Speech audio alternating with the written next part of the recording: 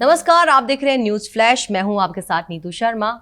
आज news room programme में current मुद्दे लेकर हमारे साथ हैं सीनियर जर्नलिस्ट दुर्गेश जी, जो हमें जो करंट मुद्दे जो अभी चल रहे हैं, राजनीति के गलियारे हों या फिर सामाजिक कोई मुद्दे हों, वो सभी हमारे दर्शकों को विस्तारित रूप से बताते आए हैं।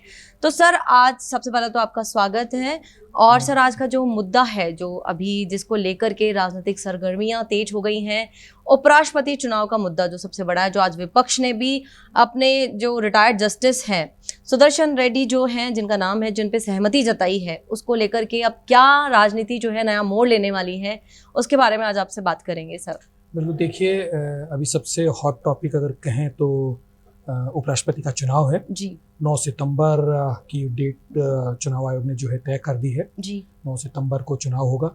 चुनाव इसलिए होगा क्योंकि सत्ता पक्ष ने और विपक्ष ने दोनों ने अपने अपने कैंडिडेट खड़े कर दिए सर।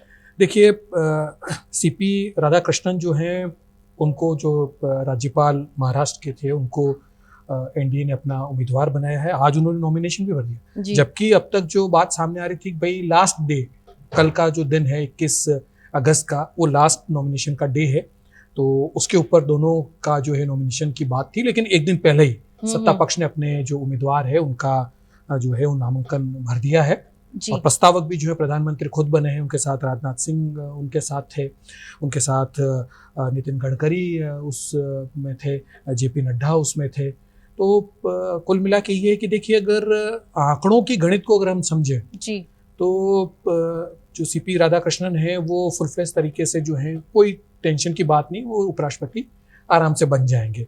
लेकिन चूंकि विपक्ष ने भी अपना जो है वो कैंडिडेट उतार दिया है, रिटायर्ड सुप्रीम कोर्ट के जस्टिस हैं बी सुदर्शन रेड्डी। देखिए, दोनों ही जो हैं, चाहे राधाकृष्णन की बात करें या सुदर्शन रेड्डी की बात करें, दोनों के दोनों आते हैं दक्षिण से, आंध्र प्रदेश से आते हैं बी सुदर्शन रेड्डी जी। और उनका जो पूरा टेन्योर अगर देखें तो गोवा में भी वो जस्टिस रहे हैं, गुवाहाटी में चीफ जस्टिस रहे हैं वो, और सुप्रीम कोर्ट के जस्टिस रहे थे। उनका रिटायर होकर उसके बाद जो है उनको कैंडिडेट बनाया है विपक्ष ने। वो आंध्र प्रदेश का जो एरिया है उससे वो संबंधित हैं जी। रेड्डी, आप जानते हैं कि रेड्डी किस तरीके से आंध्र प्रदेश पे रेड्डी समुदाय जो है कितना इफेक्टिवली हाँ। और अगर हम सीपी राधाकृष्णन की बात करें, वो तमिलनाडु से आते हैं। देखिए, अभी तक अगर हम देखें तो दक्षिण की तरफ बीजेपी का जो प्रभाव है उतना एक्टिवली नहीं है और बिल्कुल कहीं ना कहीं वो अपनी पकड़ नहीं बना पाए अभी तक। लेकिन अगर सीपी राधाकृष्णन की बात करें तो क्योंकि तमिलनाडु बीजेपी के वो अध्यक्ष भी रहे जी, और महाराष्ट्र के राज्यपाल तो हैं ही वो, तो उनका संगठन पर भी और संवैधानिक पद पर रहने का अच्छा खासा अनुभव है। संघ पृष्ठभूमि से हैं वो, क्योंकि प्रधानमंत्री नरेंद्र मोदी भी संघ की पृष्ठभूमि से भी हैं। उन्होंने भी प्रचारक के तौर पर काम किया है, ये भी प्रचारक के तौर पर काम किया है। प्रधानमंत्री ने जब उनके बारे में जब इंट्रोड्यूस किया एनडीए के अंदर, तो उन्होंने कहा था कि जब इनके और हमारे बाल काले हुआ करते थे तब से हम इनको जानते हैं। तो उस दौर के वो हैं। तो देखिए, क्या होता है कि जब सत्ता पक्ष के मतलब विचारधारा का अगर व्यक्ति होता है तो सत्ता पक्ष को, सरकार को काम करने में थोड़ी सहूलियत होती है। दो इन्होंने जो है वो एक एक्सपेरिमेंट टाइप से हम कह सकते हैं कि एक्सपीरियंस किए थे उन्होंने। जो पहला एक्सपेरिमेंट था वो था सतपाल मलिक का जी। वो उस विचारधारा से नहीं थे, आरएसएस की विचारधारा से नहीं थे, बीजेपी की विचारधारा से नहीं थे। उनको जम्मू कश्मीर में लाकर बिठाया गया, उपराज्यपाल बनाया गया उनको, और उसी के टाइम पे जो है 370 धारा जो है वो हटी थी जी। लेकिन उसके बाद जब वो वहाँ से जब उनको हटाया गया, या जब उनको वहाँ से पद से हटाया गया, उसके बाद वो जिस तरीके से मोदी सरकार के खिलाफ जो जिस तरीके से मुखर हुए थे, वो सब जानते हैं। और ऐसा ही जो एक्सपेरिमेंट है वो जगदीप धनखड़ के साथ हुआ जी। वो भी आरएसएस की विचारधारा के नहीं थे, वो भी बीजेपी की विचारधारा के नहीं थे।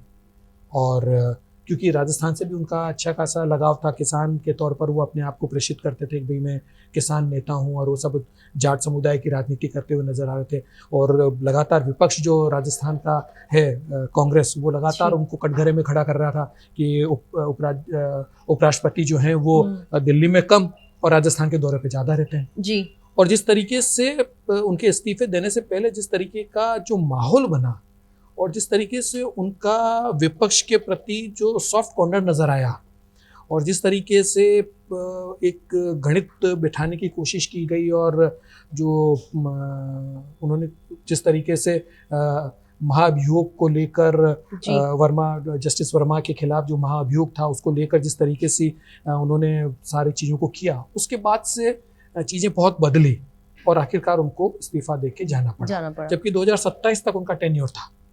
लेकिन अब जब 2 कैंडिडेट आ गए हैं हमारे अब सामने है, कल जो है वो बी सुदर्शन रेड्डी भी जो है वो नॉमिनेशन कर देंगे। तो अब जब नॉमिनेशन हो जाएंगे तो दोनों सत्ता और विपक्ष के दोनों के जब कैंडिडेट है तो चुनाव होना लाजमी है। लेकिन अगर आंकड़ों की बात करें तो आंकड़ों में सीधे तौर पर जो है वो एनडीए के पक्ष में है। करीब करीब 44-43 जो वोट हैं वो ज़्यादा हैं। तो ऐसे में कोई क्रॉस वोटिंग हो जाना या कोई बात कोई खारिज हो जाना तो कोई ऐसा कोई बड़ा मुझे लगता नहीं कि कोई बात है, कोई अप्रत्याशित कोई बात हो जाएगी। तो मुझे लगता है कि 9 तारीख को शाम तक जो है वो नतीजे सबके सामने होंगे और सीपी राधाकृष्णन जो हैं वो देश के नए उपराष्ट्रपति के तौर पर सामने होंगे। सर, अक्सर बीजेपी पर ये आरोप लगते हैं कि बीजेपी में भी कहीं ना कहीं संघवाद का जो है इफेक्ट ज़्यादा देखने को मिलता है। खैर वो तो अब तारीख बताएगी कि कितना ये जो है कितना सटीक रिजल्ट निकलता है कि ये बीजेपी के पक्ष में आता है या विपक्ष पक्ष में आता है। देखिए आंकड़े जो साफ कह रहे हैं जी वो सीधे तौर पर एनडीए के पक्ष में जा रहे हैं। देखिए नीतीश कुमार ने भी उनको सपोर्ट कर दिया है और एनडीए के जो दूसरे दल हैं उन्होंने भी उनको सपोर्ट किया है, तो उनका समर्थन उनको है। तो ऐसे में जो है वो माना जाए कि करीब 392 के आसपास का जो है वो टोटल उनको चाहिए जी। और करीब 400 के से ऊपर जो है उसके अंदर करीब 425 के आसपास जो है वो इनके पास एनडीए के खाते में जाते हैं, क्योंकि राज्यसभा और लोकसभा दोनों के जो कैंडिडेट हैं वो उसमें वोट कास्ट करते हैं जी। तो अभी कुल मिला के करीब 800 के समथिंग कुछ है जो आंकड़े हम देख पा रहे हैं। करीब 882 के आसपास जो है कुल वोट है और बहुमत के लिए करीब 392-91 के आसपास उनको चाहिए। एनडीए की अगर हम बात करें तो 129 तो राज्यसभा में उनके पास कैंडिडेट हैं और 293 जो हैं वो लोकसभा में उनकी स्ट्रेंथ है। तो ऐसे में कुल मिला के 422 के आसपास का आंकड़ा बैठता है और 392 के आसपास ही बहुमत के लिए चाहिए जी। तो फॉर श्योर है कि मुझे लगता है कि सीपी राधाकृष्णन जो हैं वो उनको किसी प्रकार की कोई दिक्कत वाली बात नहीं है।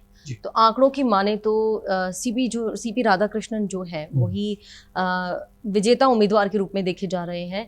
अब सर मैं बात करूंगी दूसरे मुद्दे की कि जो सुरक्षा व्यवस्था पर सवाल खड़ा कर रहा है, जहां पर वो सवाल खड़ा कर रहा है कि जहां जो देश के मंत्री है अगर वही सुरक्षित नहीं है तो फिर हम आम जनता की बात क्या करें। मुझे लग रहा है कि आप दिल्ली की घटना को इंडिकेट करना चाह रही हैं। जी हाँ, रेखा गुप्ता जो आज जनसुनवाई कर रही थी, सुबह का वाकया है और उनके ऊपर हमला हुआ है। तो ये बिल्कुल जो है सुरक्षा व्यवस्था के ऊपर एक क्वेश्चन मार्क तो लगाता ही है। और उसके साथ देखिए क्या होता है, जन नेता होते हैं, सभी प्रांतों के जो सीएम हैं जनसुनवाई करते हैं। हम राजस्थान की बात करें तो भजनलाल शर्मा जी हैं, वो भी लगातार सुनवाई अपनी करते हैं ताकि लोगों से उनका इंटरेक्शन हो। लोगों को भी लगे कि ये जनसेवक है और हमारी कोई समस्या का अगर निदान कहीं नहीं हो पा रहा है तो मुख्यमंत्री एक सबसे लास्ट उम्मीद होती है कि भाई मुख्यमंत्री के पास जाएं, वो उनको अपनी समस्या बताएं और मुख्यमंत्री और त्वरित इस पे होते भी हैं। मुख्यमंत्री तुरंत अधिकारियों को उसी टाइम ताकीद करते हैं और जो होने वाली चीज़ें होती है जो हो सकता है जिस तरीके से, तो वो उस को लेकर वो निर्देशित भी करते हैं अधिकारियों को और जो उनकी समस्या होती है उनका निराकरण करने की कोशिश की जाती है और बाकायदा उसका फॉलोअप भी होता है जी।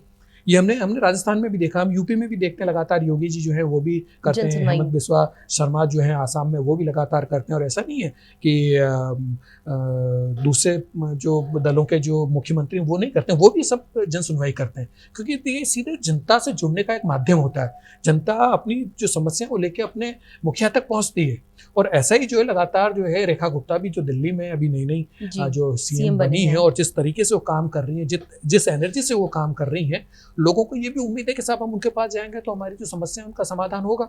लेकिन इस तरीके का अगर वाक्य होता है तो सीधे तौर पर जो जनसुनवाई में आने वाले लोग हैं उनके ऊपर भी प्रश्नवाचक चिन्ह खड़ा होगा कि भाई तुम किस इंटेंशन से वहाँ पर जा रहे हो, क्या तुम्हारे। अब जो अभी तक की जो बात सामने आई है कि वो बंदा गुजरात का है और वो पशु प्रेमी के तौर पर है और उसकी माँ से जो है पूछताछ करी गई है, राजकोट का वो रहने वाला है। इस तरीके की मीडिया में बात आ रही है कि उनसे जब उनकी माँ से पूछा तो उन्होंने कहा भाई साहब वो बहुत पशु प्रेमी है और कुत्तों के साथ जिस तरीके का मामला दिल्ली में हुआ है और वो अब अलग से बाड़ा बना के और कुत्तों को जो है वो रखा जाएगा जी। उसके ऊपर सुप्रीम कोर्ट ने भी वर्डिक्ट दिया है क्योंकि इतने केसेस हो रहे हैं डॉग बाइट्स के और उसकी रेबीज की वजह से लोगों की मौतें हो रही है।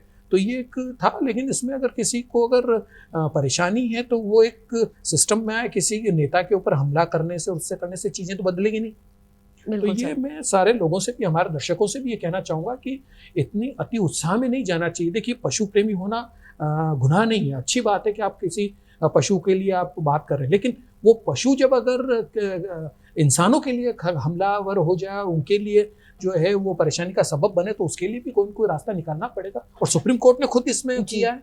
तो ऐसे में इतना अति उत्साह में आके और इस तरीके की बातें करना और पजलना, उस व्यक्ति को जो है वो अगर इस तरीके की हरकत की तो खैर उसको गिरफ्तार कर लिया गया है। पूछा जा रहा है उसके बारे में, उसका मेंटल स्टेटस क्या है, सारी चीज़ें हैं, वो सब सारी चीज़ें उसको देखी जाएगी अगर इस तरीके का है तो। लेकिन ये सबसे बड़ी बात है, अगर इस तरीके के जो है पहले भी कई इस तरीके से किसी अरविंद केजरीवाल जो पिछली बार सीएम थे उनके ऊपर शाई फेंकी गई, उनके ऊपर उनको मारा पीटी भी किए गए, उनके ऊपर पानी फेंका गया, इस तरीके कई वाक़ये हुए। तो ये सीधे तौर पर जनता और एक जन नेता के बीच की जो विश्वास है उसको ख़त्म करता है।